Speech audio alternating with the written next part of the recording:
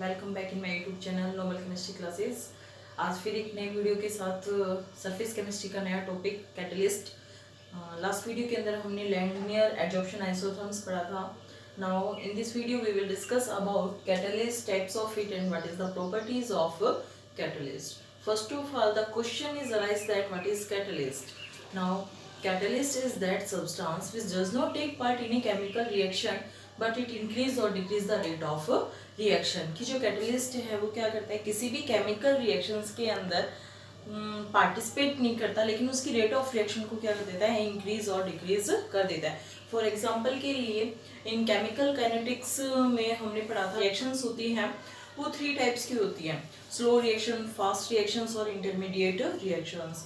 जो slow reactions होती हैं वो बहुत ज़्यादा टाइम लेती है, फास्ट रिएक्शंस कुछ ही मिनटों में हो जाती है और इंटरमीडिएट जो स्लो और फास्ट के बीच में होती हैं उन्हें इंटरमीडिएट रिएक्शंस कहते हैं. तो जो कैटलिस्ट है, पॉइंट ये है कि जो कैटलिस्ट है वो ना तो सुपर स्लो रिएक्शंस के लिए यूज़ किया जाता है और ना ही सुपर फास्ट रिएक्शन के लिए यूज़ किया जाता है. जो कैटलिस्ट है सिर्फ हम इसे यूज़ कर सकते हैं किसके लिए, ओनली और ओनली फॉर इंटरमीडिएट रिएक्शन के लिए.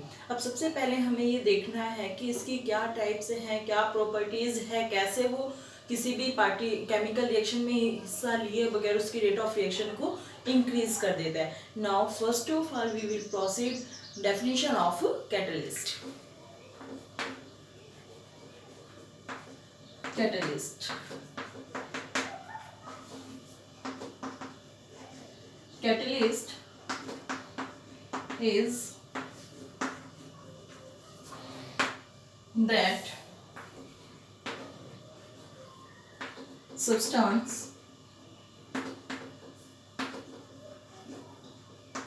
which does not take part in a chemical reaction but it increase or decrease the rate of reaction.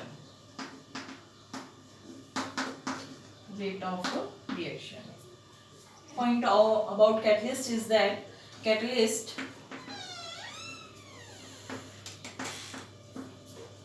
do not use for super slow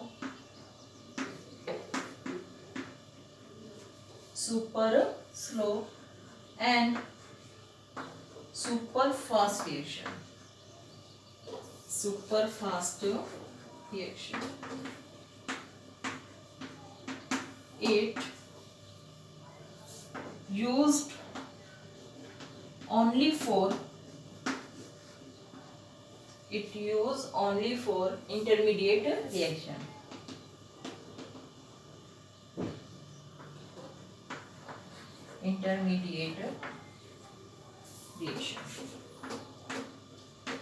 how is it possible, कैसे होता है. Last unit के अंदर हमने chemical kinetics पढ़ा था. उस chemical kinetics में एक्टिवेशन एनर्जी के बारे में पढ़ा था कि हमने कहा कि जब हमने एक ग्राफ प्लॉट किया था, यहाँ पे था प्रोग्रेस ऑफ रिएक्शन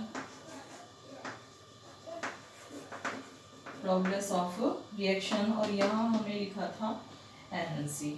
यहाँ मान लीजिए क्या था, हमारे पास रिएक्टेंट था और इसकी हमने मानी थी कि ये जो रिएक्टेंट है इसकी एनर्जी क्या मान ली थी, हमने ER मानी थी. हमने कहा कि यहाँ एक क्या है, थ्रेशोल्ड एनर्जी है. इस पॉइंट को हमने क्या माना था, थ्रेशोल्ड एनर्जी माना. तो हमने कहा था कि रिएक्टेंट को प्रोडक्ट में कन्वर्ट करने के लिए क्या होगा कि उसको इतनी एनर्जी की जरूरत है ताकि वो इस पॉइंट से कहाँ पहुंच जाए, इस पॉइंट में पहुंच जाए. क्योंकि जो रिएक्टेंट है वो क्या है, इस थ्रेशोल्ड एनर्जी के इधर तो रिएक्टेंट है लेकिन इस बैरियर के उस साइड क्या है, प्रोडक्ट है. लेकिन अब ये रिएक्टेंट को प्रोडक्ट में चेंज होने के लिए जो दीवार है इसको क्रॉस करना होगा। अगर वो इस दीवार को क्रॉस करेगा, अरे यहाँ से कहाँ जाना होगा, इस पॉइंट पे जाना होगा। अब इसके पास इतनी एनर्जी तो है नहीं कि वो यहाँ से कहाँ चला जाए, यहाँ चला जाए। तो अब इसको जो हम हीट प्रोवाइड करते हैं, यानी कि इसको उठा के हमने कहाँ डाल दिया, इस थ्रेशोल्ड एनर्जी के ऊपर रख दिया। अब ये जो रिएक्टेंट है, जैसे ही हमने इस थ्रेशोल्ड एनर्जी के ऊपर रखा तो इसके पास मतलब इतनी शक्ति आ गई कि ये वापस किस में चेंज हो सक रहा था, प्रोडक्ट के अंदर चेंज हो रहा था ये। और इस एनर्जी को हमने क्या कह दिया था, EP, product energy of product. अब इस रिएक्शन के अंदर जो कैटलिस्ट होता है वो किसी भी रिएक्शन के अंदर पार्टिसिपेट नहीं करता, लेकिन उसकी जो एक्टिवेशन एनर्जी होती है वहाँ उस एक्टिवेशन एनर्जी को क्या कर देता है, डिक्रीज कर देता है। अब एक्टिवेशन एनर्जी क्या बताई थी, हमने कहा था कि ये जो रिएक्टेंट है इसकी इतनी तो एनर्जी इसकी खुद की है, यानी कि ये जो बच गया थ्रेशोल्ड एनर्जी माइनस में energy of reactant that is EA, ये वाला जो हिस्सा है इस हिस्से को हमने क्या नाम दिया था, एक्टिवेशन एनर्जी का नाम। This is activation energy. जो कैटलिस्ट है वो क्या करता है, इस एक्टिवेशन एनर्जी को ही कम कर देता है। इस एक्टिवेशन यानी कि ये जो रिएक्टेंट है ये कहता है मेरी इतनी कैपेसिटी तो है कि मैं यहाँ तक कूद सकता हूँ, लेकिन इससे ऊपर नहीं जा सकता। तो कैटलिस्ट क्या करता है कि इस एक्टिवेशन एनर्जी को ही क्या कर देता है, कम कर देता है। यानी कि जैसे ही हम इसमें कैटलिस्ट डालते हैं तो वो कैटलिस्ट डालते ही जो एक्टिवेशन एनर्जी है वो कहाँ जाती है, यहाँ पे आ जाती है। अब ये वाला जो पॉइंट हो गया, यानी कि जो एक्टिवेशन एनर्जी क्या हो गई, कम हो गई। अब इस पॉइंट को यानी कि ये वाला जो डिस्टेंस हुआ यहाँ, इसको हमने लिख दिया E0A, means for catalyse reaction, catalyse reaction के लिए। तो यहाँ पे क्या किया, कैटलिस्ट ने किसी भी केमिकल रिएक्शन के अंदर पार्टिसिपेट नहीं किया, लेकिन उसकी रेट ऑफ रिएक्शन को इन तरह इंक्रीज कर दिया, यानी कि ये जो बैरियर था उसको क्या कर दिया, कम कर दिया। एक्टिवेशन एनर्जी को कम करने के कारण जो रिएक्टेंट है वो आसानी से किस में चेंज हो गया, प्रोडक्ट में चेंज हो गया। There are some general characteristics of catalyst. General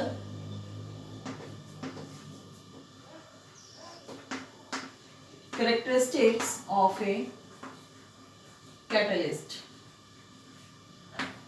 General characteristics of a catalyst. Now the first characteristics of catalyst is catalyst are specific in nature, are specific in nature. And second is, first इसने क्या कहा, जो catalyst है उनका nature कैसा होता है, specific nature होता है। हर किसी रिएक्शन के लिए हम अलग अलग कैटलिस्ट का यूज करते हैं। And next is catalyst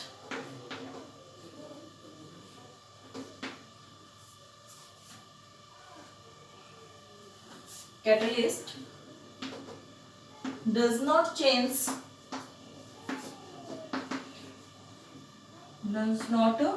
change del E, means energy of reactant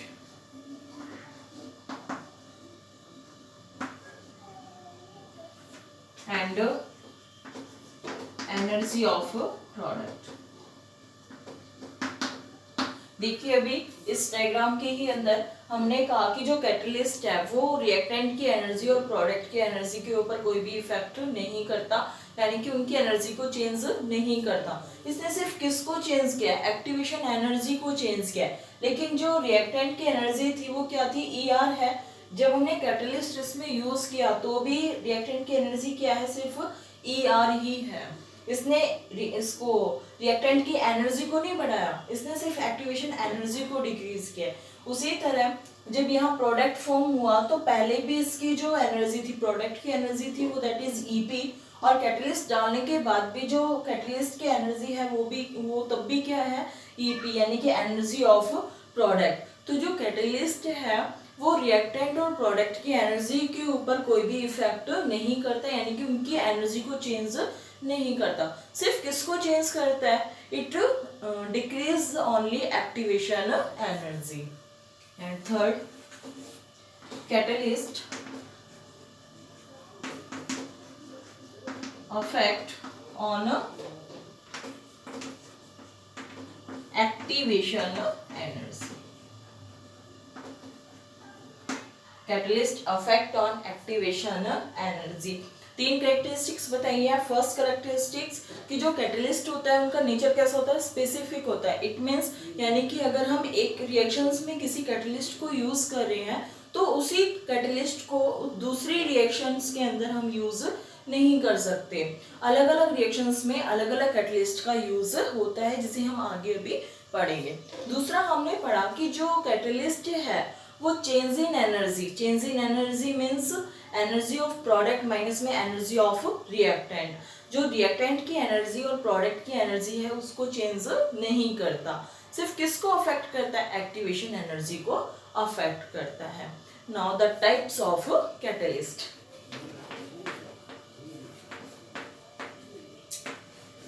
Types of catalyst.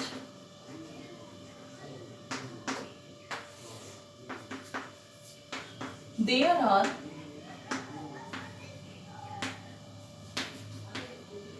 two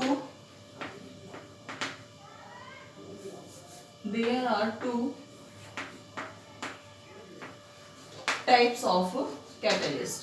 जो कैटलिस्ट है उसके दो टाइप्स हैं। First is homogeneous catalyst, homogeneous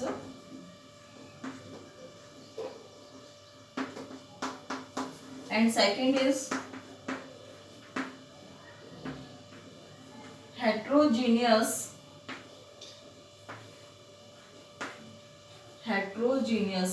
catalyst।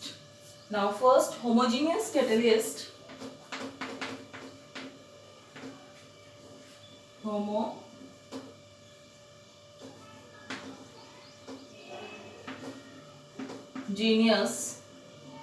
catalyst। For example, for a general reaction, if A change in B, now here A is a reactant and B is a product, and A is in phase of gas and B is also in phase of gas. Now we use a catalyst C which is also in the phase of gas. This type of catalyst is known as homogeneous catalyst। Homogeneous catalyst are those catalysts which the catalyst is in the same phase as reactant and product। When catalyst is in same phase as reactant and product,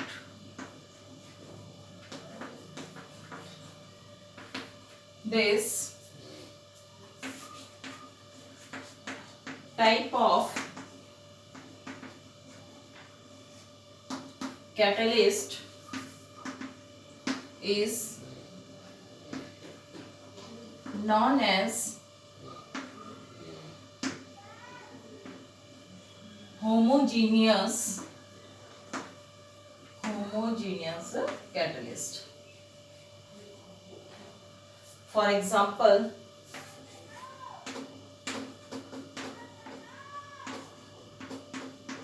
decomposition of ozone, decomposition of ozone।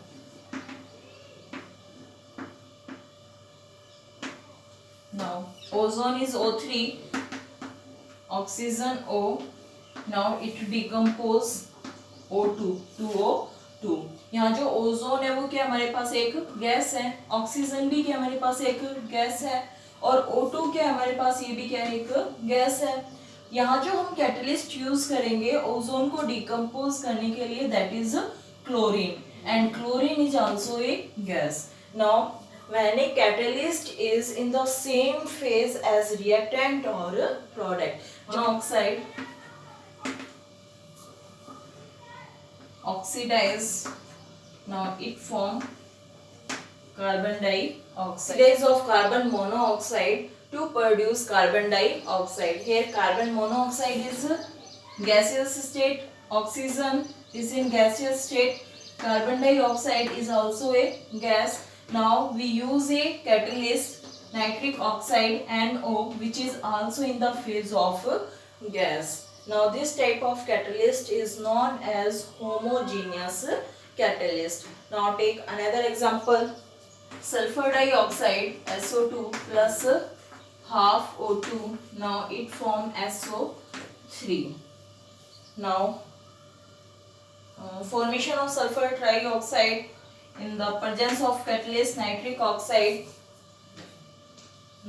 Here sulfur dioxide is a gas, oxygen is a gas, sulfur trioxide is a gas, and nitric oxide is also a gas. Now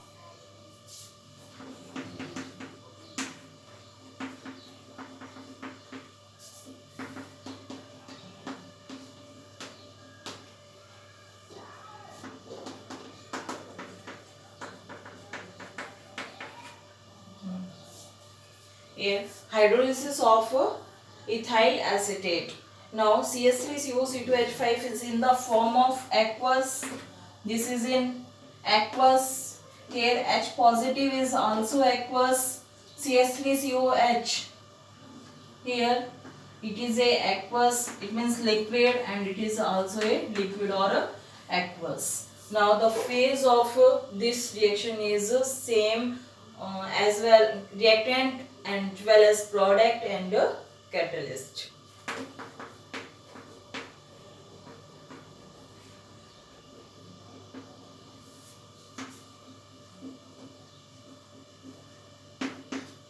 Heterogeneous catalyst, when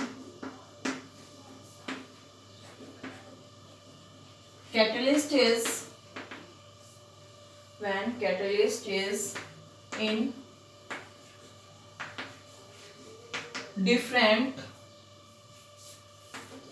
phase, then the reactant is called heterogeneous catalyst. Heterogeneous catalyst. Heterogeneous catalyst क्या होता है कि जैसे reactant से product में change किया, तो reactant मान लीजिए हमारे पास किस फेज में है, लिक्विड फेज में है, और जो कैटलिस्ट हम यूज कर रहे हैं रिएक्टेंट से प्रोडक्ट में चेंज करने के लिए, अगर वो हमारे पास कैटलिस्ट सॉलिड स्टेट में है, तो वहाँ जो सॉलिड स्टेट और लिक्विड स्टेट दोनों की हो गई, डिफरेंट हो गई, तो वहाँ कहेंगे कि अगर किसी भी रिएक्शंस में रिएक्टेंट से प्रोडक्ट में चेंज होते समय अगर रिएक्टेंट का फेस जो कैटलिस्ट हम यूज कर रहे हैं उसके अंदर उसके फेस से डिफरेंट है, then this type of catalyst is known as heterogeneous catalyst. Now इसके एग्जांपल समझने से पहले हम इसका मैकेनिज्म समझते हैं कि इसमें होता क्या है. First of all mechanism of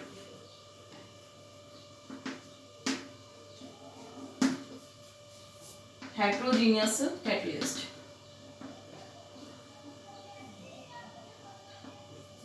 Heterogeneous catalyst. Mechanism of heterogeneous catalyst. First,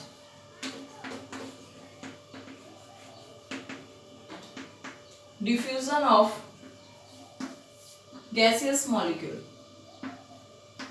Gaseous molecule. Now second is adsorption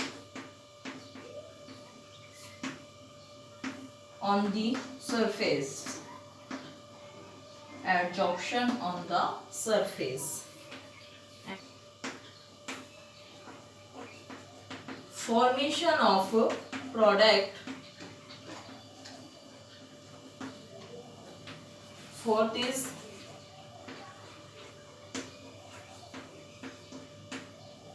desorption and diffusion back.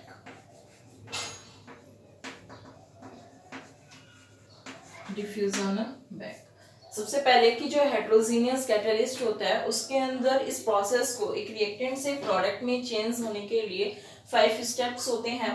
First होता है diffusion of gaseous molecule. For example कि जो गैसियस मॉलिक्यूल्स का diffuse होना, कि मान लीजिए हमारे पास ये क्या है, कोई कैटलिस्ट है, ये क्या हमारे पास एक कैटलिस्ट है, और ये जो कैटलिस्ट है वो कैसे स्टेट में है, सॉलिड स्टेट में है। तो सबसे पहले तो क्या होगा, इसके ऊपर गैसियस मॉलिक्यूल्स का डिफ्यूजन होगा, यानी कि जो गैसियस मॉलिक्यूल्स हैं वो क्या आएंगे, यहाँ पे आएंगे। फॉर एग्जांपल जैसे हाइड्रोजन है, हाइड्रोजन किसी भी कैटलिस्ट के ऊपर आई तो सबसे पहले जो भी गैस मॉलिक्यूल्स आएंगे, अगर वो मॉलिक्यूल्स फॉर्म में है तो वो पहले क्या होंगे, डिसोसिएट होंगे एटम्स के उसमें फॉर्म में। फॉर एग्जांपल जैसे H2 है, तो जैसे ही वो डिफ्यूज होगा इस कैटलिस्ट के सरफेस के ऊपर तो वो डिसोसिएट हो जाएगा हाइड्रोजन और हाइड्रोजन, यानी 2 एटम्स के अंदर। तो यहाँ पे जो जैसे ही गैस मॉलिक्यूल्स आएंगे वो सबसे पहले उसका क्या होगा, डिफ्यूजन होगा, और डिफ्यूजन होते ही वो किस में ब्रेक हो जाएंगे, 2 एटम्स में ब्रेक हो जाएंगे। 2 एटम्स में ब्रेक होते ही वो क्या करेंगे, सेकेंड स्टेप में जो कैटलिस्ट जो गैसियस मॉलिक्यूल्स हैं वो कैटलिस्ट के सरफेस के ऊपर क्या हो जाएंगे, एड्सॉर्ब हो जाएंगे, कैटलिस्ट के सरफेस के ऊपर क्या हो जाएंगे, एड्सॉर्ब हो जाएंगे। अब यहाँ जो रिएक्शन टेक प्लेस हो रही थी, तो जैसे ही गैसियस मॉलिक्यूल एड्सॉर्ब हुए तो वैसे ही क्या हो जाएगा, फिर वो रिएक्शन करके कैटलिस्ट उनकी स्पीड को क्या कर देगा, इंक्रीज कर देगा, और वहां पे इसे दोनों गैसियस मॉलिक्यूल से मिलके क्या बन जाएगा, एक प्रोडक्ट फॉर्म हो जाएगा। जैसे ही ये फॉर्मेशन ऑफ प्रोडक्ट होगी उसके बाद क्या करेगा, ये डिजॉर्प्शन करेगा प्रोडक्ट को, मतलब यहाँ से इस सरफेस से कैटलिस्ट इसको यहाँ से क्या कर देगा, रिमूव कर देगा, और ये रिमूव होके फिर जाके फिर इसका क्या हो जाएगा, डिफ्यूजन हो जाएगा इसको प्रोडक्ट को फॉर्म होने के बाद में। तो ये 5 स्टेप्स इंक्लूड किए जाते हैं एक हेट्रोजीनियस कैटलिस्ट के अंदर। First diffusion of gaseous molecules, कोई भी गैस मॉलिक्यूल्स आएगा और क्या होगा, डिफ्यूज होगा। Second is adsorption on the surface, जो कैटलिस्ट है उसके सरफेस के ऊपर आके एड्सॉर्ब होगा। फॉर्मेशन ऑफ प्रोडक्ट, जैसे ही वो एड्सॉर्ब होगा कैटलिस्ट उसकी रेट ऑफ रिएक्शन को इंक्रीज कर देगा और प्रोडक्ट की फॉर्मेशन हो जाएगी। Now next is desorption of product, यानी कि वहां से desorption is removal of the adsorbed particle from the surface. तो एड्सॉर्ब कौन हुआ था भाई, फॉर्मेशन किसकी हुई थी, प्रोडक्ट की फॉर्म हुई थी, तो डिजॉर्प्शन किसका हो जाएगा, प्रोडक्ट का हो जाएगा, वो उसको वहां से हटा देगा। जैसे ही वो निकलेगा फिर किस में हो जाएगा, डिफ्यूजन बैक, यानी कि वापस उसका डिफ्यूजन हो जाएगा। Now example of heterogeneous catalyst, for example manufacture of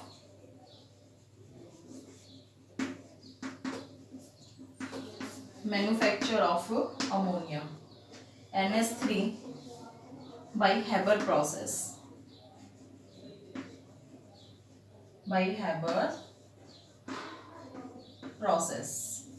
For example, nitrogen N2 react with hydrogen 3s2. Now it form ammonia 2NH3. Now here nitrogen is in gaseous state, hydrogen is in also gaseous state, and ammonia is also in gaseous state. But we use catalyst here iron which is in solid state. जो iron है यहाँ पे क्या है, solid state में है, लेकिन reactant और प्रोडक्ट हमारे पास किस में है, गैसियस स्टेट में है। तो जो सॉलिड स्टेट है, यहाँ जो रिएक्टेंट का फेज, सॉरी कैटलिस्ट का फेज है, वो रिएक्टेंट के फेज और प्रोडक्ट के फेज से क्या है, डिफरेंट है। Due to this we can say that this type of catalyst is called heterogeneous catalyst. Now the another example of this, ethanol CH3 CH2 OH. Now it form CH3 CHO, acetaldehyde and hydrogen gas evolved from is in a liquid state, CH3 CHO, ethanol and acetaldehyde is in also a liquid state and hydrogen in a gaseous state. Now we use a catalyst here, nickel, which is in a solid state. Now the catalyst is different phase from reactant as well as a product.